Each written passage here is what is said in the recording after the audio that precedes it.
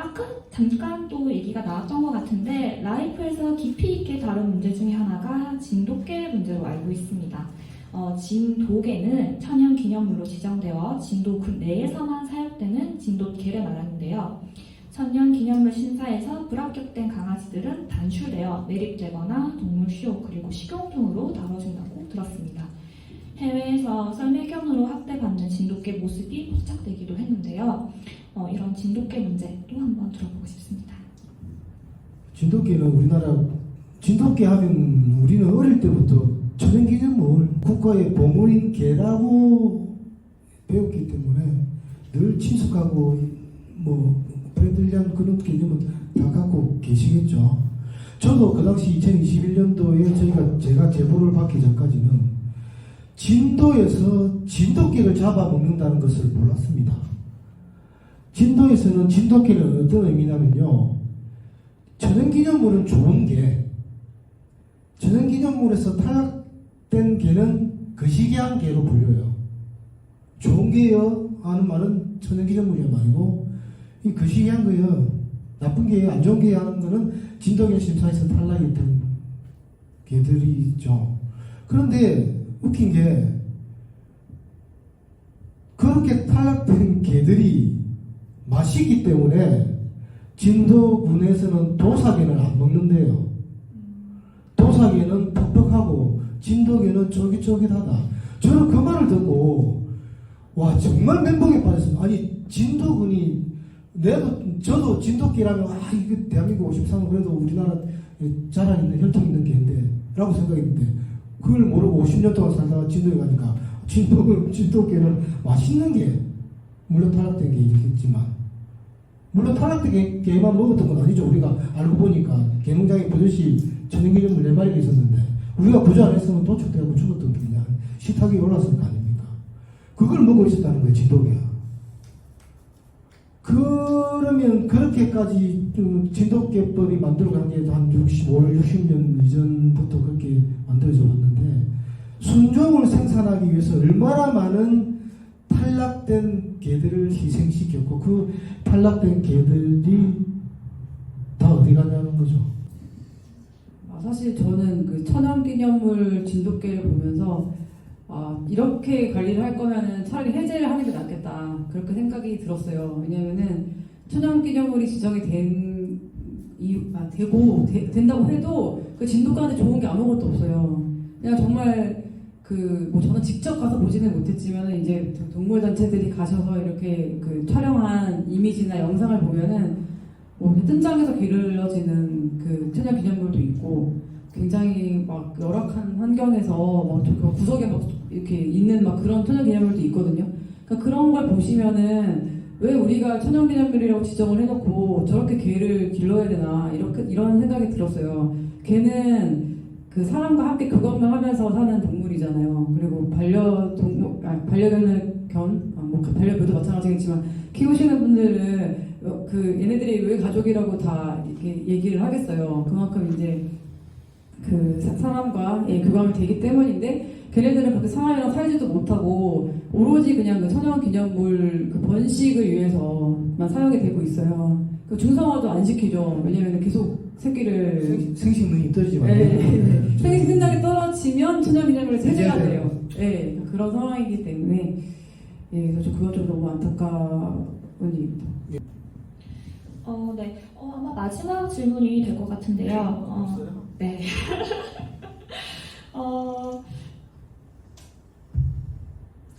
질문 한 3개 연달아 붙이시는 거 아니에요? 지금 어떤 질문을 할까 좀 고민이 되고 있는데 이걸로 하겠습니다. 얼마 전에 멸종 유기종 사키 유기동물 보호소에서 안락사 당했습니다. 전문가들은 국내에 부족한 야생동물 진료 인프라가 드러난 것이라고 말을 했는데요. 반려동물에 대한 감수성은 점점 높아지고 있지만 그 외의 동물에 대한 공조는 조금 더 먼 것 같습니다. 사실 실험동물도 있고 공유동물도 있고 전시동물 문제도 아직 갈 길이 멀다고 생각을 하는데요. 이에 대해서 어떻게 생각을 하시나요? 저희가 이제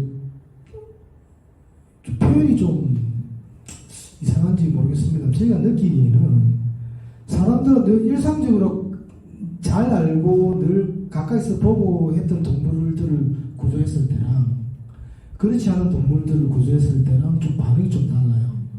이거는 이제 저희는 법인이다 보니까 정부의 지원을 받지 않고 회원들의 이제 도네이션만으로 운영이 되는데 쉽게 말해서 시추, 말티즈 뭐 이런 친구들 구조했을 때는 회원 수가 쫙 느는데 도사 구조했을 때나 뭐 진돗개 이렇게 구조했을 때는 저희가 이제 생각했던 것보다 이렇게 도네이션으로 직접적으로 연결되는 게 없거든요. 그런 맥락이 아닐까 싶은 생각도. 야생동물도 잘 안 보죠. 가까이서 볼 수 없는 존재이기 때문에 좀 막연하다는 느낌이 드는 것 같아요. 사람들한테 인식이. 그래서 그 대상에 대한 공감화가 좀 더디지 않느냐. 예. 그래서 야생동물에 대한 관심도라든지 또 뭐 실험동물이라든지 이런 미지의 분야고 잘 접하지 못하는 분야에는 현저히 관심도가 좀 떨어질 수밖에 없는 상황이 아닌가 그렇게 저는 생각합니다. 네, 특히 이제 야생동물 중에서도 저는 이제 도심동물에 대해서 좀 말씀을 드리고 싶은데요. 이제 뭐 예를 들면은 얼마 전에 이제 뉴스에서도 많이 나왔는데 그 가마우지라는 새가 있는데 그 가마우지 새가 그 우리나라 양식장에 와가지고 그들한테는 이제 부패잖아요. 양식장에 막 물고기가 엄청나게 모여 있으니까 이제 그게 이제 피해를 너무 입혀가지고 수년간 이제 논의를 하다가 이제 그 얘네들을 그 유해 야생 동물로 이제 그 지정을 검토를 하고 있는 걸로 알고 있는데요. 이제 가마우지뿐만이 아니라 그 떼까마귀 같은 경우에도 이제 수원이나 뭐 울산 이런 데 가면은 밤에 막 몇백 마리, 몇천 마리가 이제 전기줄 이런 데 올라와 앉아 있고 걔네는 이제 계속 그 차 이런 데다가 똥을 싸는 거예요. 그럼 차주들은 그게 또 엄청 이제 불편함을 느끼시죠.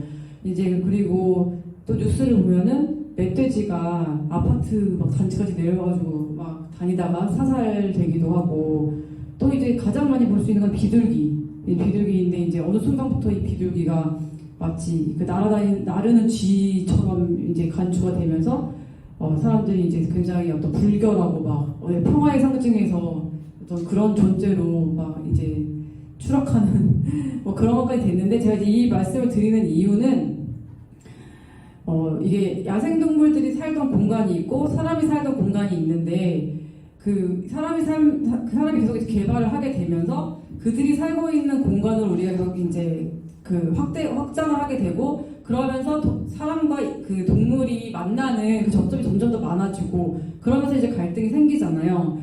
근데 그 동물들도 나름대로 자기들이 하고 싶은 말이 있을 텐데 사실 걔네들은 말을 못 하잖아요. 그러니까 근데 반면에 사람들은 피해가 막상 있으니까 나 양식장 지금 다 망하게 생겼어.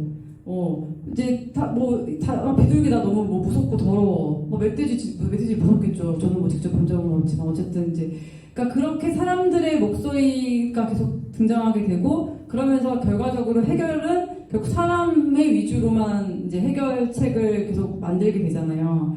그러니까 저는 그 부분이 좀 이제 관심이 있어서 그러니까 이게 결과적으로는 뭐 나중에는 어떻게 될지 모르겠지만 이게 결국 생태계의 파괴인 것이고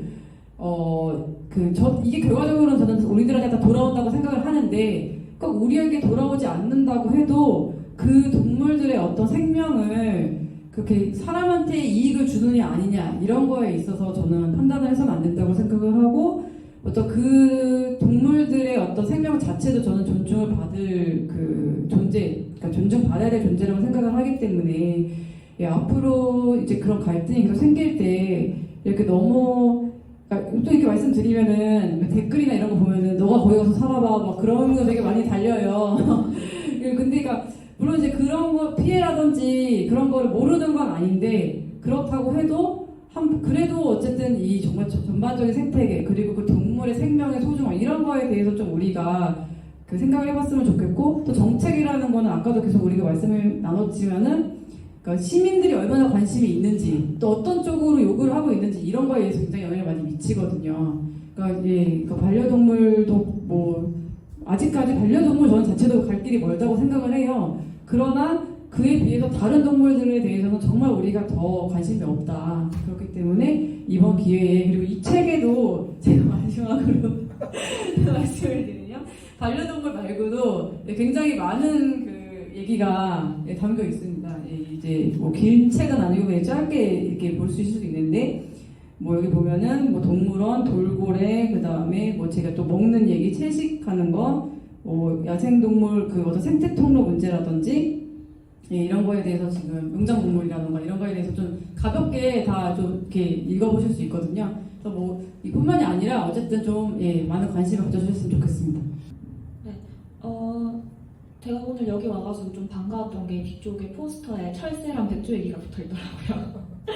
그래서 우리는 정말 수많은 동물과 함께 하고 있지만 왜 우리는 이 동물을 인식하지 못하고 있을까? 왜 이 동물이 우리 영역을 침범했다고만 생각할까라고 생각을 했습니다.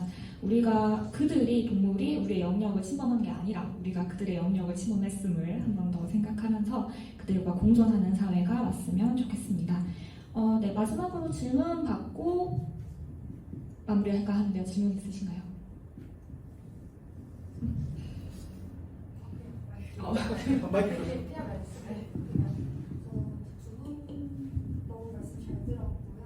되게 중요한 질문인 것 같아요. 제가 또 그걸 생각을 못 해봤는데, 근데 이제 그 영향을 주는 게 이게 자연적으로 발생을 하는 건지, 아니면 사람이 거기에 약간 개입을 해가지고 외래종이나 이런 게 이제 오게 되면서 그런 게 발생을 한 건지, 일단 그런 것부터 저는 좀 이제 어떤 이유에서였는지에 따라서도 좀 이제 저희가 대응하는 방법이 좀 다를 수 있다는 생각이 드는데요.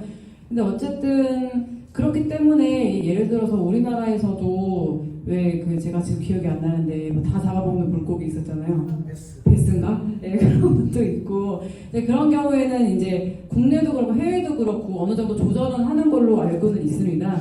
그런데 이제 사실 그것도 어떻게 보면 사람이 이제 결과적으로는 뭐라 그래야 되지? 영향을 준 거잖아요. 그래서 그 동물이 사실 나빠서 막 그런 건 아니지만 그래도 어쨌든 그 고유 생태계를 지켜야 하는 상황이라면은 저는 그 조절은 필요하다는 생각이 드나 그거의 전제 조건은 그 충분한 그 연구와 합리적인 대안이라고 생각을 하거든요.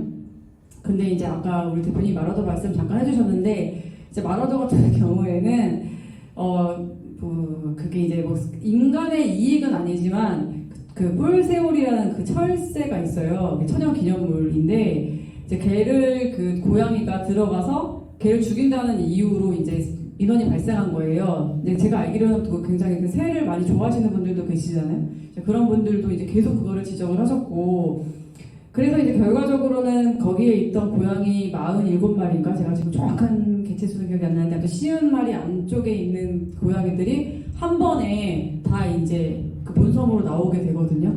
근데 이제 이거 같은 경우에 이제 고양이가 그 뿔새우리에 어떤 영향을 주는지 이런 거에 대한 연구가 전혀 없었어요. 근데 그냥 얘는 개체수가 적은 천연기념물이고 얘는 많은 고양이니까 얘는 그냥 다 빼버려 이렇게 된 거예요. 그러니까 저는 필요하다면은 당연히 고양이를 그 포획을 해서 다른 데 보내주는 거에 대해서는 찬성을 하는데 저는 이제 그 과정을 말씀드리는 거거든요. 그러니까 이렇게 그냥 단순하게 얘는 지켜야 되고 얘는 아닌 거고 이렇게 접근하는 게 아니라 정말 예를 들어서 몇 마리의 고양이를 남겨도 되는지 아니면은 정말 뭐 다 잡아야 되는지 뭐 그런 거에 대한 전혀 과학적인 연구나 근거가 없었다는 점을 좀 지적을 했었던 것이고 마찬가지로 질문해 주신 거에 대해서도 이게 좀 과학적으로 어쨌든 뭐 윤리적인 것도 물론 고려가 돼야 될 것이지만 충분한 어떤 그런 그 뭐라 그러지 연구와 논의나 이런 게 좀 필요하다 그렇게 말씀드리고 싶습니다. 그 고양이를 다 이주시켰기 때문에 만약에 쥐가 그 서치류가 그쪽 섬에서 창궐한다 그러면 가만히 힘들 거예요. 다시 고양이를 투입해야 되는 상황이 분명히 발생합니다. 쥐들도 새둥지 공격하거든요. 예. 그래서 너무 단면만 보고 그렇게 이 부각을 어떻게 종가의 싸움으로 부각을 시켜버리니까 이렇게 극단적으로 결론이 그렇게 난 거 아닐까 그러시고 네, 연구와 논의가 먼저라고 말씀하셨던 거에 또 공감을 했던 게 저희 책 에피소드 중에 돌고래 비공개 에피소드가 있습니다. 당연히 전시 동물로 있었던 돌고래를 방류하는 게 맞죠.